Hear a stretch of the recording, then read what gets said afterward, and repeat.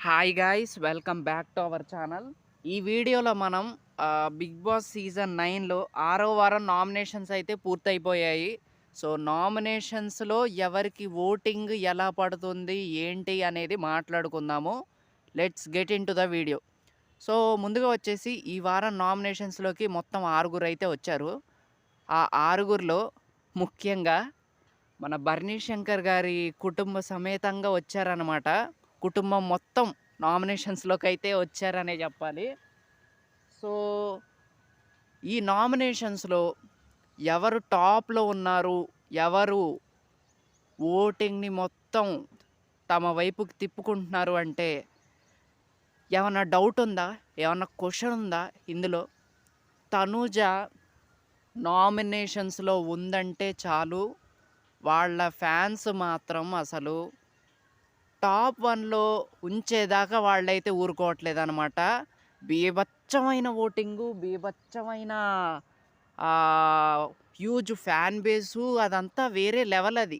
అసలు ఇలాంటి fan base ఇదంతా సీరియల్ ఎఫెక్ట్ గట్టిగా పడుతుందనమాట. అసలు అలా ఇలా లేదు ఓటింగ్. ఇది ఒక లెవెల్ ఆఫ్ ఓటింగ్ అబ్బా! దిస్ ఈజ్ నెక్స్ట్ లెవెల్ అంతే. అసలు దీన్ని టచ్ చేసే సిచ్యువేషన్ కూడా ఎవరికీ లేదనే చెప్పాలి. ఇంత ఓటింగ్, తనకి పోటీ ఇచ్చే అంత ఓటింగ్ కూడా ఎవరికీ లేదనే చెప్పాలి. సో అంత బీభత్సంగా పడుతుందబ్బా!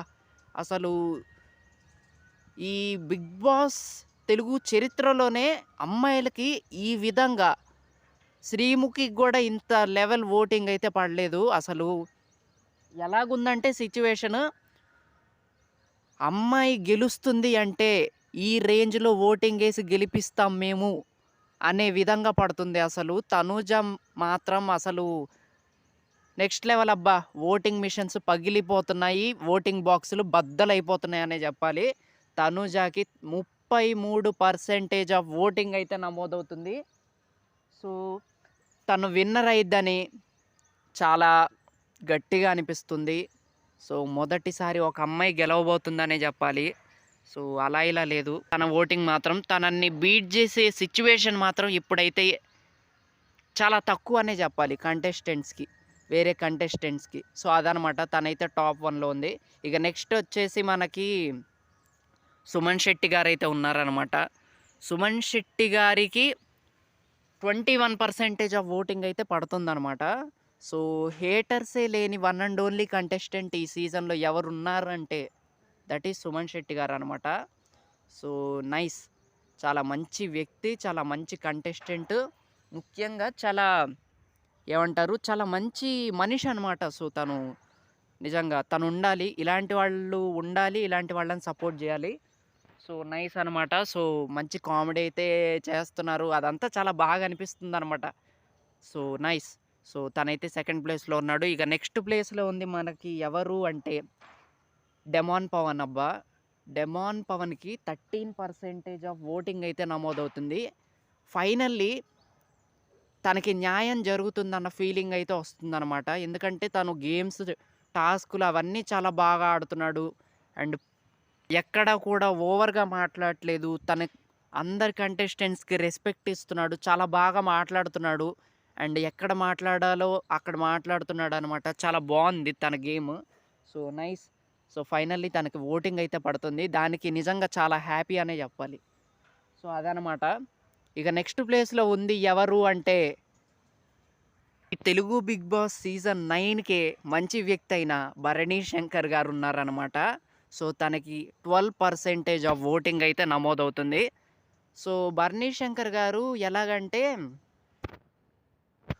మనకి గొడవలు ఎందుకులే, ఎందుకు అనవసరంగా వాదియటం, అనవసరంగా ఎందుకు గొడవ పడటం, ఉన్నన్ని రోజులు మంచిగా ఉందాం, మంచిగా అందరితో కలిసి ఉందాం, మంచిగా కలిసి ఉండి మంచి పేరు తెచ్చుకొని వెళ్ళిపోదాం, అనవసరంగా ఎందుకు గొడవలు పడటం, అలాంటి కంటెస్టెంట్ అనమాట.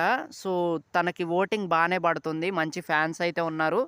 అఫ్కోర్స్ తను నాకు కూడా ఇష్టమే అనే చెప్పాలి. ఎందుకంటే తన ఏమంటారు, తన బిహేవియర్ చాలా ఇష్టం అనమాట. ఆ మంచితనం ఏదైతే ఉందో చాలా మంచిగా అనిపించిద్ది అనమాట. సో అది. ఇక నెక్స్ట్ ప్లేస్‌లో ఎవరున్నారు అంటే దివ్య నిఖిత గారు. So 11% of voting. సో తినకి ఇంకా ఓటింగ్ పడాలన్న ఫీలింగ్ అయితే వస్తుందబ్బా. ఎందుకంటే షీ ఈజ్ డిజర్వ్డ్ కంటెస్టెంట్. ఎందుకంటే తను ఆ 'బిగ్ బాస్' హౌస్‌లో ఉండటానికి చాలా అర్హురాలనే చెప్పాలి.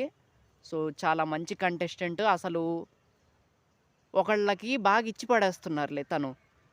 ఆమె పేరు ఎందుకులే గాని, ఆ పేరు ఎత్తటం కూడా ఇష్టం లేదు. సో చాలా గట్టిగా ఇచ్చేస్తున్నారు.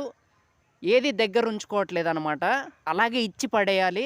అలాగే తను ముందుకెళ్ళాలనైతే నేనైతే కోరుకుంటున్నా. మీరు మాత్రం అస్సలు తగ్గొద్దనే జెప్పాలి. దివ్ దివ్య నిఖిత గారికి మాత్రం.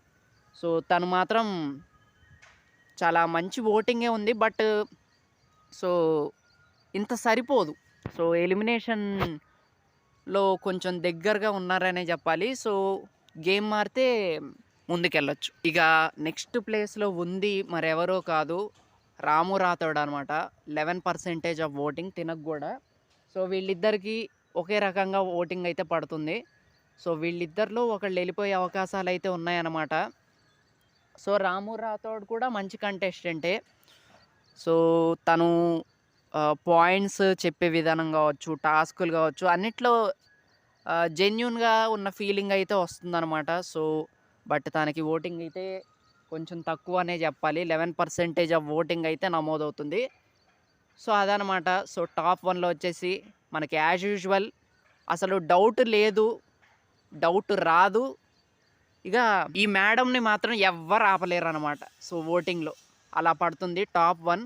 సో ఇక బాటమ్‌లో వచ్చేసి మనకి రాము రాథోడ్ అయితే ఉన్నాడు. సో మరి మీరు ఎవరికి ఓటింగ్ ఏస్తున్నారు? మీరు ఎవరు ఎళ్ళిపోవాలి అనుకుంటున్నారో కామెంట్ జేయండి.